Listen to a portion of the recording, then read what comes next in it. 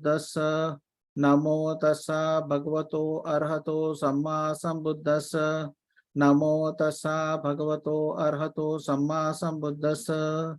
Sadhu, sadhu, sadhu.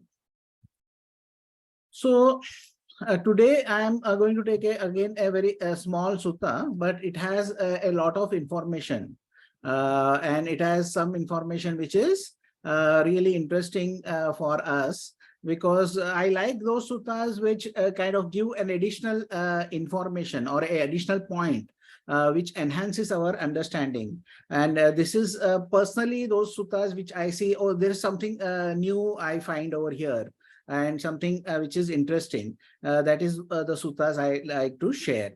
So this is a sutta from Samyutta Nikaya. This is 3.18 Kalyana Sutta. This is from the chapter of Kosala Samyutta. So Kosala is an area where there is King Pasenadi, who is the king of that area. He is also known as Kosalan king, King Kosala. And there are many suttas where the king is mentioned. He had supported the Buddha, and there are many places where he is mentioned in the suttas. So this is one of those suttas where he has directly come to the Buddha and he is speaking to him.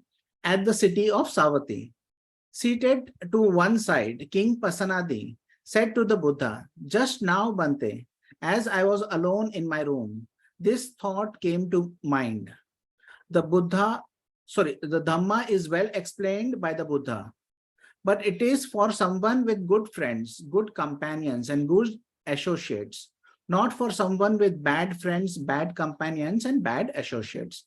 So we hear this kind of phrase normally, that be careful with the people you hang out with, or you associate with those people. So you have to be careful with the kind of people you hang out with, because that can influence you in your life. So in the same way, the King Pasenadi is kind of pointing out to the Buddha that I think that if you have the Dhamma, but you still have to have good friends with, you have to associate with. So he's telling it in a worldly manner, in a kind of a broad worldly manner. He is talking about it, but the Buddha is giving a more detailed kind of explanation for that. That's so true, great king. That's so true.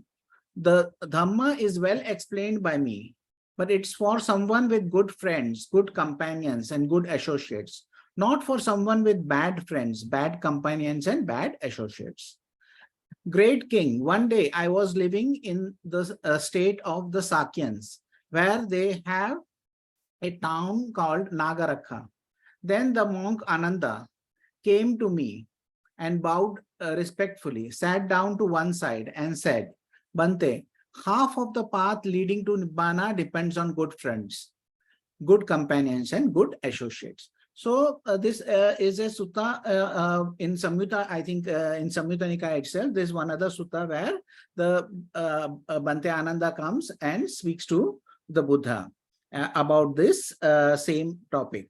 And Bante Ananda is the attendant of the Buddha, and he comes and talks about this. So he is kind of giving that sutta once again. When he had spoken, I said to him, "Don't say so, Ananda. Don't say so, Ananda. Not only half, but the entire path leading to Nibbana depends on good friends, good companions, good associates." So the Buddha is saying that not even the half of the path, but the whole of the path depends on good friends and good associates. One of the Dhammapada verses also, the Buddha says that you have to find a good friend, good associate, and a good companion.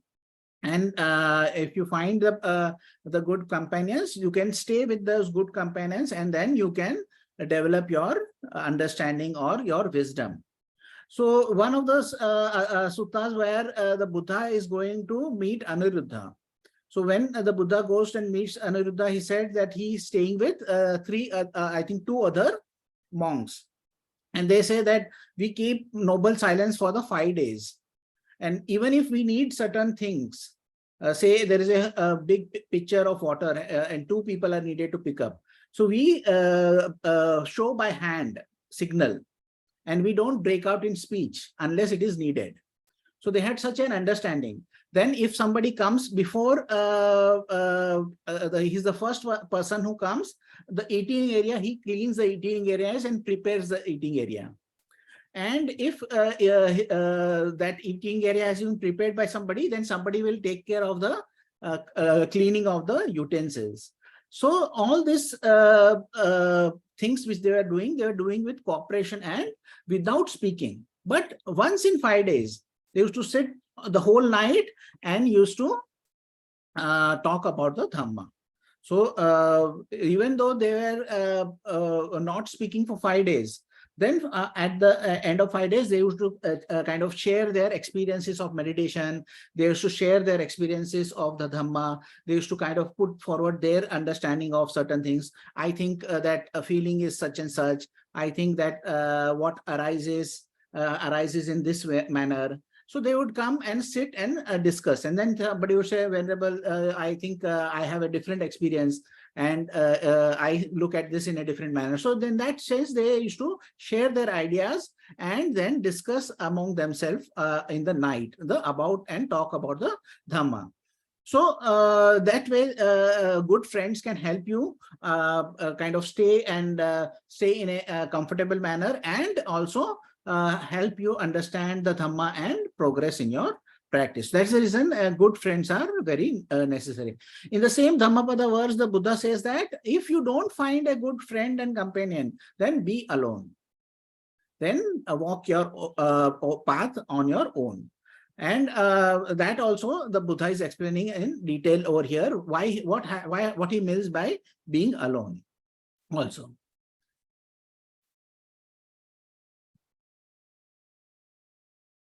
A monk who has good friends, good companions, and good associates can expect to develop and cultivate the noble eightfold path.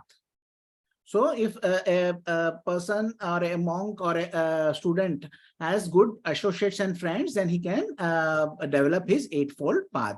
And how does a monk who has good friends develop and cultivate the eightfold path? It's when a monk develops right view, right thought, right speech, right action, right livelihood, right effort, right mindfulness, and right collectedness. So Bhante used to give his own translation, say harmonious perspective, then harmonious imaging, harmonious communication, harmonious movement, harmonious lifestyle, harmonious practice, harmonious observation, and harmonious collectedness.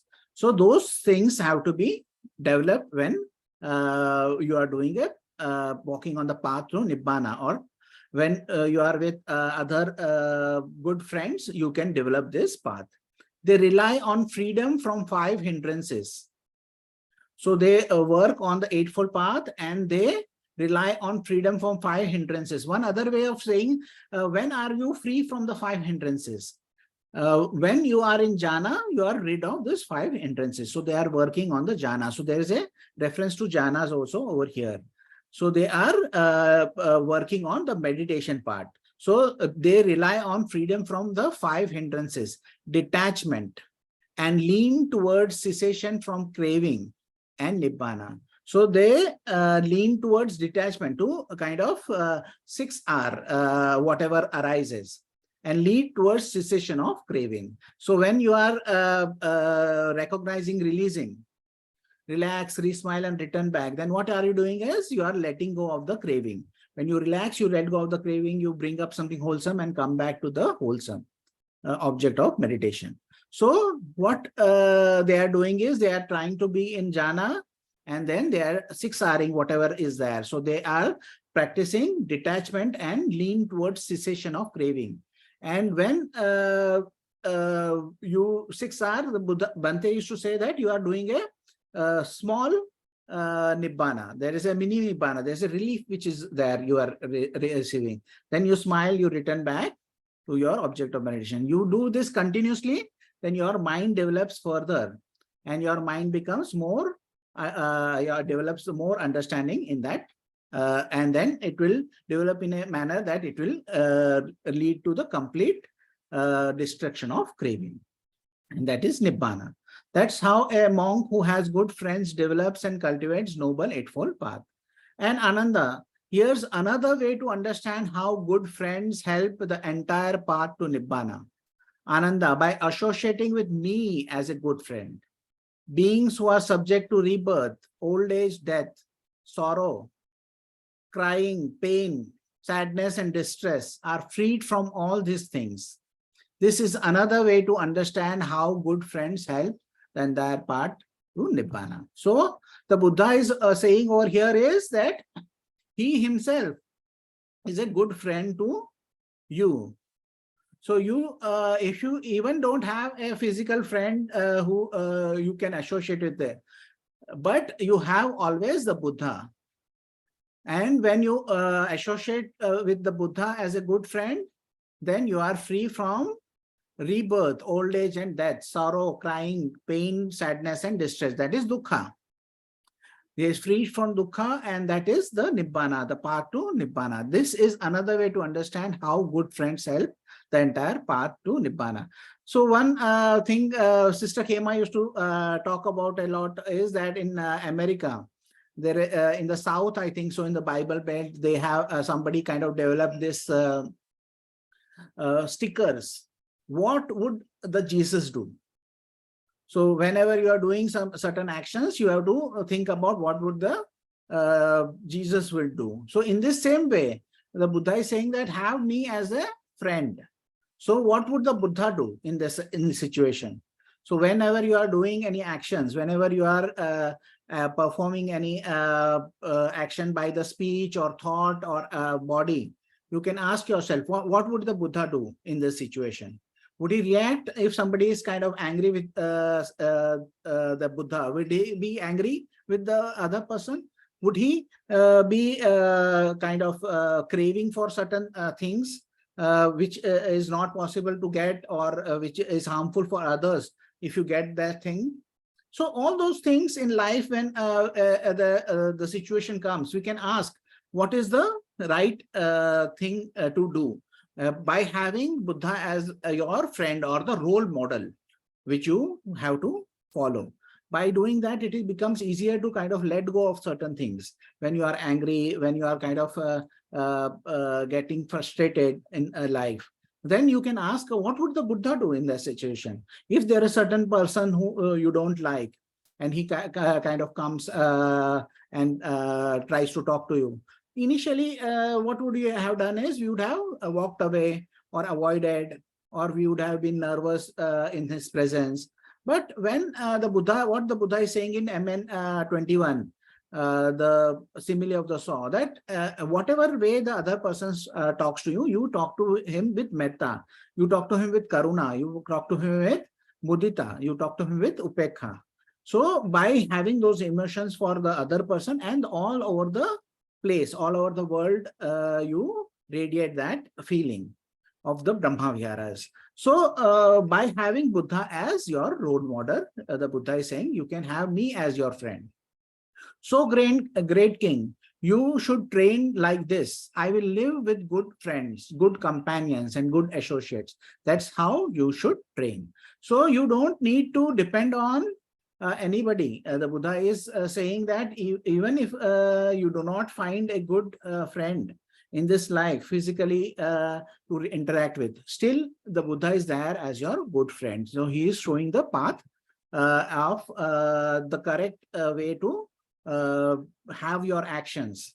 And then the Buddha is saying the very important thing in the this thing in life also you can use this, and he's giving this advice for life as well as in practice.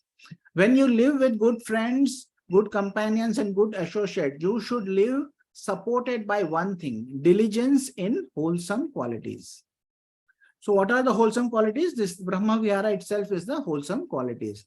The feeling of metta, feeling of compassion, karuna, feeling of sympathetic joy, mudita, feeling of equanimity, upekha. So you should have those feelings, and that wholesome qualities you should be diligent in. When you are diligent, supported by diligence, your queens, ministers, army, and people will think the king lives diligently, supported by diligence. we would better live diligently, supported by diligence. So when you do something diligently, sincerely, then what happens is others also see that the person is doing it diligently, then they will be inspired to do the same. When you are diligent, supported by diligence, then not only you yourself, but your queens, your treasury, your storehouses will also be guarded and protected. So not only in the family, if you say, not only your family, but your friends, your colleagues, everybody will be inspired by your actions. So that's the reason Bante used to say that the proof of the practice is change in behavior. So when there is a change in your behavior, when you are doing the correct thing in your life, that is the time when this practice is fulfilled. That is the time it bears fruit. When you are normally angry, you are not angry. Normally you hold a grudge, but then you give it up and you forgive and let go. Previously you were kind of chasing after things, and then you say, okay, it is okay that we don't need that much. Little is also okay. Like Sindhu gave an example last time, was that she used to have a lot of sweets. But then she thought that, okay, it is okay that I can have only one or one and a half of that sweet, but I don't need five of them. So that is a way of saying that you are able to see those things and let go. That is a change in behavior. And that change in behavior affects everybody. So everybody will be more understanding. Everybody will be more aware of what their actions are. So in this way, it helps to spread the wholesome qualities to others. The Buddha is giving this teaching in the verse form. The person who wishes to enjoy great wealth must be diligent in making merit. The wise praise diligence in making merit. Being diligent, a wise person secures two benefits: the benefit in this life and benefit in the lives to come. Such an energetic person is called the wise one. So one thing about other life is there are certain people don't believe in other life. The Buddha says that don't worry if you don't believe in other life. Think in terms of a gambler's dice.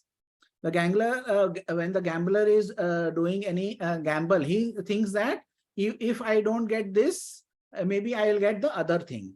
So he is hedging his bets. So the Buddha says that not even in this life, but in the other life also you will get benefit. So if you don't believe in the other life, see that the benefits of doing merit or benefit of being diligent or benefit of being with wholesome qualities is available in this lifetime. So Buddha gives in many suttas what are the benefits when a person is diligent, or when a person has a good merit making, or when a person has good wholesome qualities. So how he gets the benefit in this same life, and he can be visible here and now. But when a person passes away, then he can also get those benefits carried forward to his next life. But even if you don't believe in the next life, you can see those benefits in the current life and keep this same practices going. So in that same way, the Buddha is saying that that there are two benefits: the benefit in this life and the benefit in the lives to come. Such an energetic person is called the wise man. So you have to be wise in your actions, and when you are doing anything, you can ask yourself, how would the Buddha do in this situation? Buddha can be your spiritual friend, Kalyana Mitra. He can be your good friend who is guiding you in this life. So you don't basically need another person, because the practice is also very personal. Because what happens in this practice, only you are able to see. When you are sitting with your eyes closed, what is arising in your mind, only you are able to see. Even if somebody claims that I can see what is happening in your mind, you cannot be sure, because you cannot see their mind to be sure that they can see your mind. So that is the problem the Buddha is pointing out, that even if I can see, you can't see that I can see. So why should we talk about that? point, let us talk about what we both can see, which is the currently available information, which is the dependent origination. So the Buddha in many cases would refuse to speak about other lives, previous lives, or the future lives, because the other person was not ready to listen, because they are not developed their vision. But many of the suttas, Buddha does speak about the past life, does speak about the future lives. But the person who is speaking, the Buddha is speaking to, can verify what the Buddha is saying. In one of the suttas, the Buddha is talking to one of his monks, and he said, "Do you believe me?" So he said, "I don't believe you. As far as logic is concerned, I accept your teaching, but I will put this into practice and then verify for myself." The Buddha said, Buddha praised the monk. He said, "That is good. That is the way it should be there. You should not blindly believe. You should first apply logic to it. If it is logical, then you practice. And when in practice you are able to see that this is has a kind of validity, then you accept that teaching. So in that same way, you have to also practice and cultivate good friends, because we have the Sangha of Twin Sangha is there. There's a way to kind of ask questions, and there are a lot of teachers and guides which are ready to kind of help without any kind of expectations. So you can see that on the website dhammasukkha.in, there's a list of teachers are mentioned.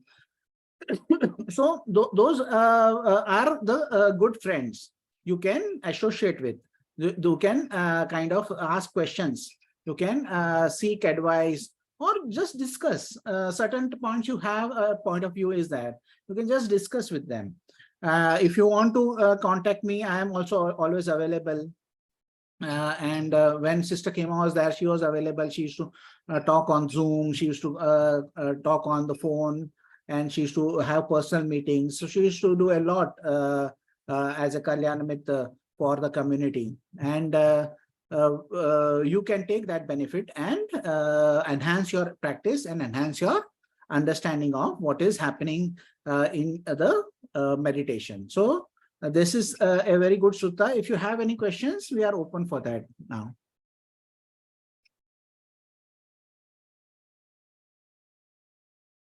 Anything you do not understand, or you want a elaboration of?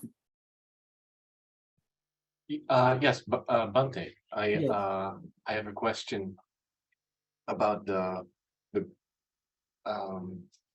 here we hear the Buddha say, "You can consider me a friend," but there is another sutta, I think it's exposition of elements, and then where he meets a monk that hasn't met him yet, and then it only later becomes clear to that monk that he's the Buddha. So he has first addressed him as friend, and he basically, when he finds that out, he says, "Oh, I'm sorry, I didn't mean to address you this way." Correct. So it's perhaps more like a formality or something. That's correct. Yes. So that is, you are correct. The formal way of addressing was not there, but that does not mean that he does not act as a friend, the Buddha. What does the friend do? He kind of supports you. He kind of listens to what is there. If you have problems, or if you have any ideas, he listens to it. And he gives good advice to your friend gives a good advice. So all those qualities are there with the Buddha. But as far as addressing the Buddha is concerned, yes, there is a certain way of etiquette which has to be followed. So he did not know, and then one interesting point is that in the time living of the Buddha, everybody used to call each other friend. And only at the passing away of the Buddha, The Buddha said that now the senior will be called Bante and the junior will be called Avaso. So that is what was kind of incorporated in the last sutta, and that is only mentioned on once in that Parinibbana Sutta. That is the way of kind of having a hierarchy. One other sutta is there where there are senior monks and junior monks who are coming to meet the Buddha. It is in the later part of the Buddha's time. So what happens is the junior monks are energetic, so they travel faster and they reach the destination earlier, and they take all the kutis. And the old monks who come, who are senior in years, senior in practice, senior in kind of wisdom, they have no kutis to stay in. So they stayed under the trees.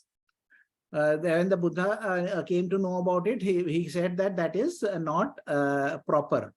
So, and one other thing about the Sangha is that when the Buddha was, I think, about 25 years into his teaching, somebody asked him to give monk rules. Ananda said that what is the reason that the sasana lives long? And what is the reason when the sasana, Buddha sasana, lives a shorter time? So the Buddha says that when the Buddha is giving the Vinaya, the sasana lives a long time. And when the Buddha does not give Vinaya, Vinaya is the monk's rules. Then the sasana lives a short time. So then Ananda says, oh, give us the Vinaya, give us the monk rules.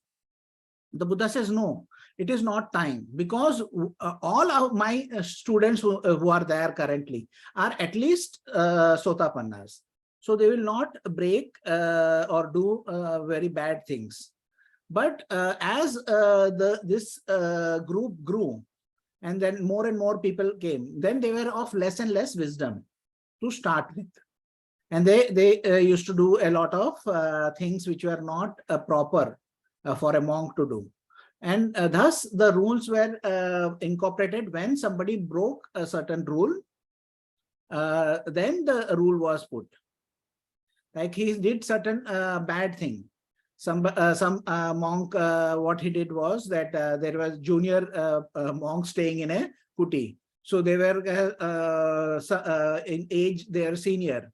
So they went and threw them off that kuti, and then they occupied the kuti. Then the Buddha says, no, that is wrong. If a junior has occupied the kuti, then a senior cannot vacate him. Then there is his son Rahula was standing in line to go to the loo, and there were senior monks coming, and he is very junior, so he did not get a time to go to the loo.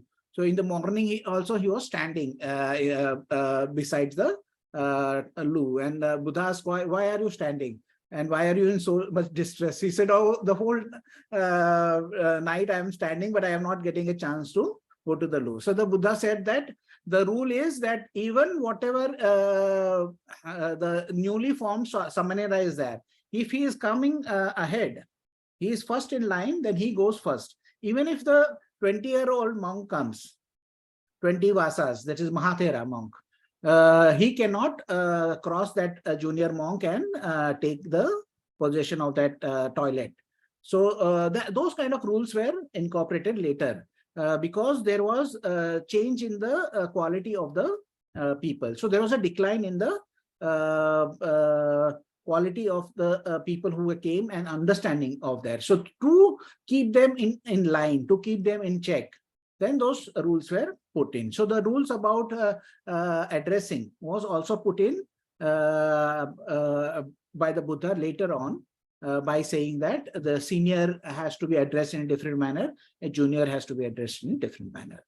So that is just a etiquette point. And over here, he's talking about the quality of a good friend, where we can support, gain knowledge from, and follow as an example. Because if there is a role model, I think that would be a good word to be used as a role model to follow. So we can take Buddha as our role model, or a friend who gives us good advice, gives us good teaching, and gives us a good example to follow. Okay. Yes, Sach. Hello, Bante.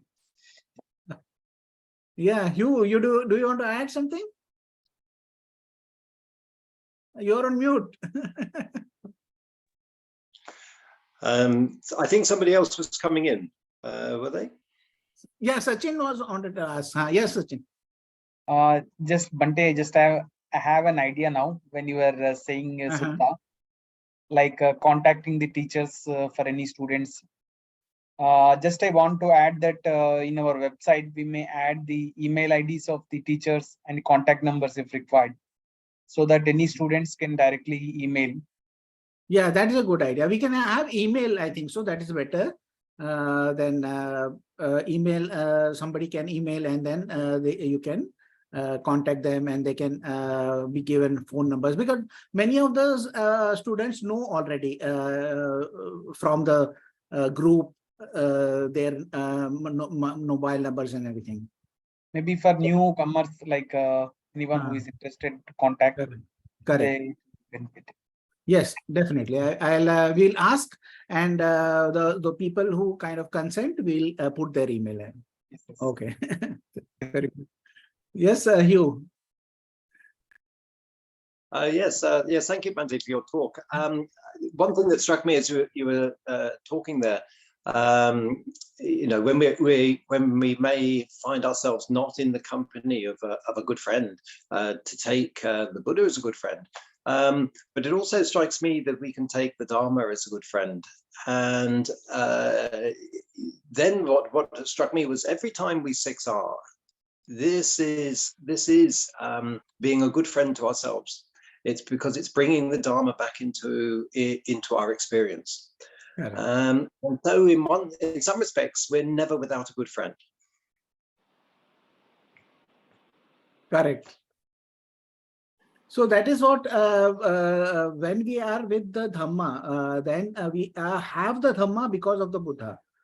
Buddha, once Buddha was asked, we depend on you. We stay in the dependence of the Buddha.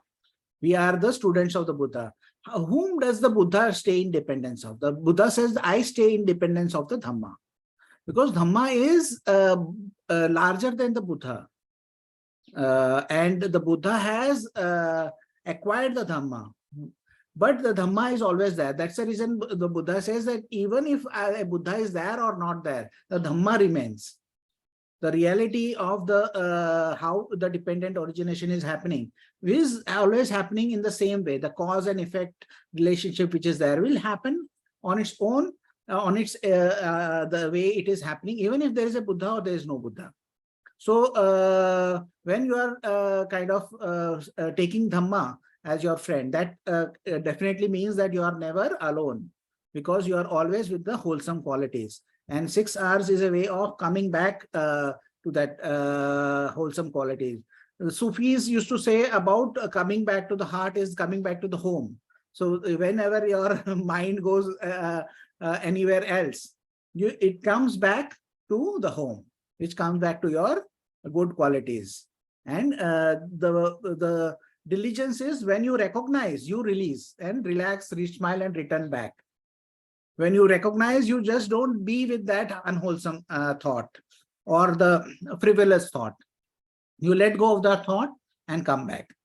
And whenever a person goes out of the home, wherever he wanders around, when he recognizes it's time, it goes back home. So in that same way, you come back to the Dhamma every time your attention is moving. So it's a very good point, Hugh.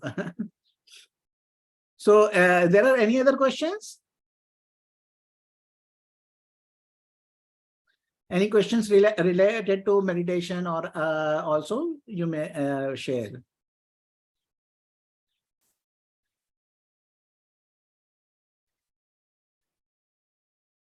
Okay. Do you want to give the final kind of closing thoughts?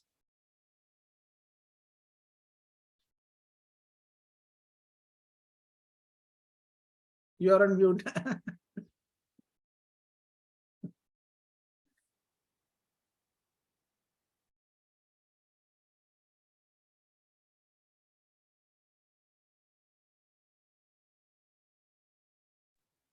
Yeah. I don't have, I think, any more to add other than to just reinforce that Kalyana Mitta, I mean, the Buddha said to Ananda that it's not half of the holy life, it's the whole of the holy life. And you know, this is very valuable, and in some respects this meeting represents an aspect of Kalyana Mitta, and we would all do well to really value it, and to recognize that it's an environment to explore questions that are you know, unclear in our own mind, and as Bhante would say, Bhante Veneramsi would say, if you don't ask questions, we'll come back in next life more stupid than we are now. But if we ask questions, we have the possibility of really exploring the Dharma. And so to just encourage everyone, ask questions, and ask anything, even if it seems irrelevant or it seems you know, trivial or silly. All questions have answers, and the answers are always interesting, and they can lead on to further questions. So just to encourage everyone, you know, feel free to ask any questions in these formats, because this is our version of Kalyana Mitta, if you like. Yes, definitely. Very good. Very well put. So we'll share the merit now, and then we'll conclude. Bhante, just I want to add. Yes. May I add, Bhante? Yes, I want to share, like, since Hugh sir has told to explore, like, actually, we have an habit of keeping rice to squirrels in our home. Rice? Rice. Okay. Rice. We Coconut. keep in a plate for squirrels. Oh, very good. Yesterday, what happened was, like, I bought rice. Yesterday night, I have kept it. The rice got spoiled because of keeping it in a closed way.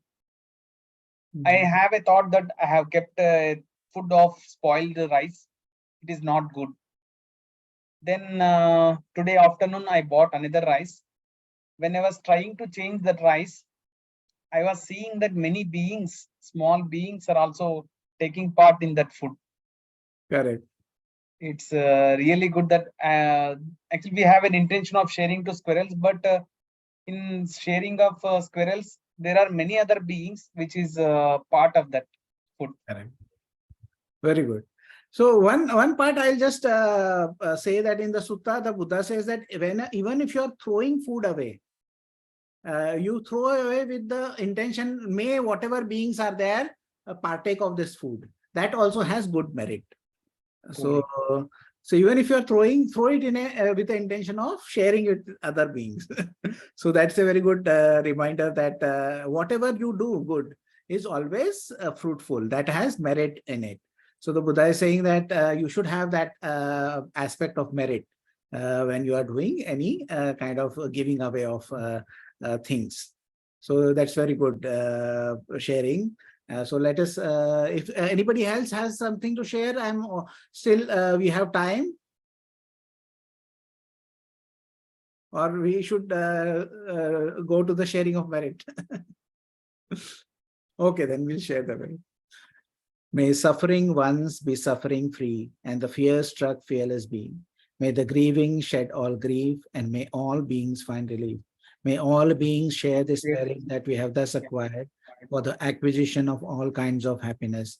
May beings inhabiting space and earth, devas and nagas of mighty power, share this merit of power. May they long protect the Buddha's dispensation. Sadhu, sadhu. Thank you, everybody, for coming. Thank you, Bhante. Thank you all. Thank you, Bhante. Okay. I think Hugh may come next Sunday, I think so. Next Sunday Hugh will come. So I'll try and if I am able to, I'll join also. Okay then. Sadhu. Sadhu, sadhu, sadhu.